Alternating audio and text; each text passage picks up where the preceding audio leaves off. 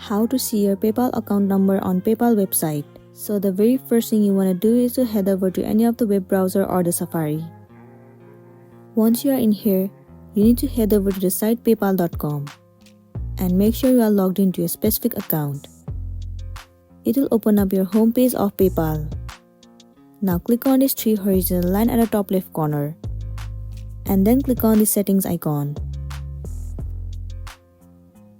It will land you on this interface. At the bottom, you'll find the option of set up direct deposit. Well, for you, if you don't see this option, then it means that you don't have your PayPal Cash account and you have to apply for your PayPal Cash account. Once you have that account, this option will be visible to you and all you want to do is head over to it. It will land you on the interface where you will be able to see your PayPal account number and you'll be good to go. So that's it, and this is simply how you can see your PayPal account number. I really hope this video is going to be helpful for you.